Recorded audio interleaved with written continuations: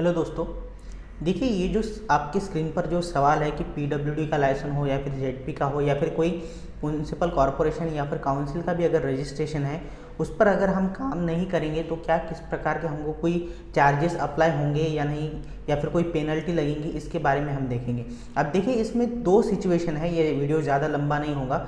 सबसे पहली सिचुएशन ये है कि मान लीजिए कि आपने रजिस्ट्रेशन कर लिया है, फिर चाहे वो किसी भी डिपार्टमेंट का हो, वो रिलेटेड कॉन्ट्रैक्टरशिप हो या फिर कंसल्टेंसी वर्क के रिलेटेड हो, और उस केस में वो लाइसेंस आपके पास आ चुका है, रजिस्ट्रेशन आपके पास आ चुका है, लेकिन आपने कोई भी काम नहीं किया। कोई भी काम नहीं किया का मतलब क्या हो, आपने किसी भी काम के लिए एक्चुअल में अप्लाई ही नहीं किया। 5 साल हो गए, 3 साल हो गए, इवन उस लाइसेंस की जो एक्सपायरी डेट थी तो वहाँ तक भी आपने किसी भी तरह का कोई भी काम खुद से अप्लाई नहीं किया, तो क्या इस केस में किसी तरह से आपको पेनल्टी या फिर चार्जेस अप्लाई होते हैं? देखिए, यहाँ पर बहुत ही सिंपल आंसर है कि नहीं। अगर आप किसी काम को अप्लाई ही नहीं कर रहे हो तो आपको कोई भी चार्जेस देने की ज़रूरत नहीं है।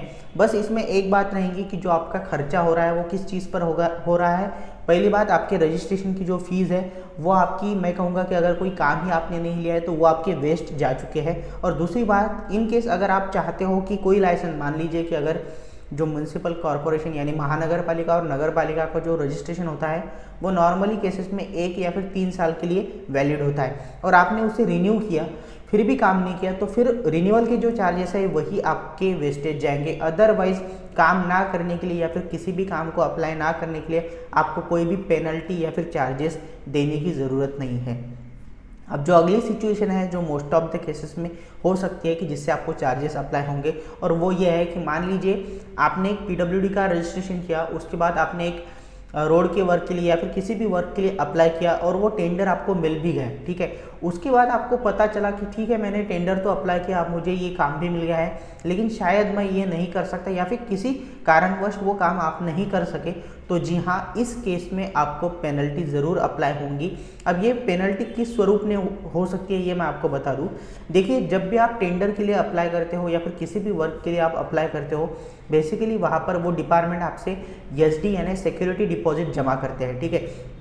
तो वो जो सिक्योरिटी डिपॉजिट है वो अगर आपने जो उनकी टाइम फ्रेम है, जहाँ मान लीजिए 3 महीने का काम है या फिर 6 महीने का काम है, जो भी उनका टाइम लिमिट था, उसमें अगर आपने वो काम कंप्लीट नहीं किया या फिर उन्हें रिपोर्टिंग नहीं किया, तो आपका सिक्योरिटी डिपॉजिट जो है वो जब्त किया जाएगा। इसका मतलब वो जो आपके पैसे हैं वो आपको फिर से वापस नहीं मिलेंगे।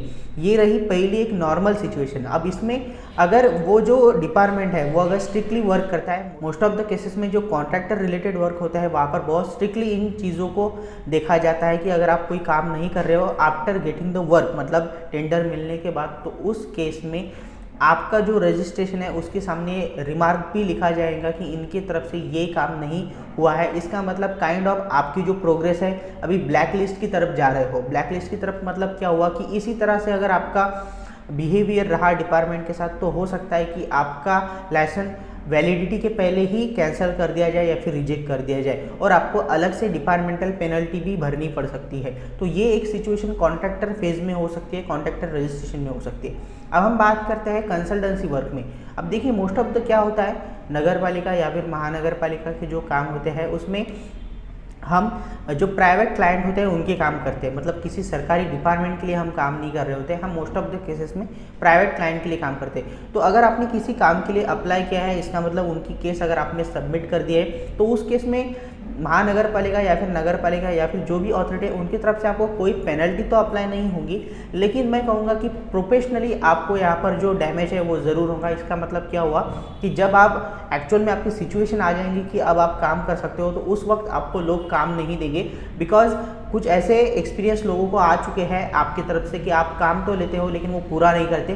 तो ये आपको यहाँ पर पेनल्टी नहीं होगी, कंसल्टेंसी वर्क में आपको किसी भी तरह की पेनल्टी नहीं होगी उस लाइसेंस का यूज़ ना करने के लिए, बल्कि आपको जो प्रोफेशनल डैमेज है तो वो होगा।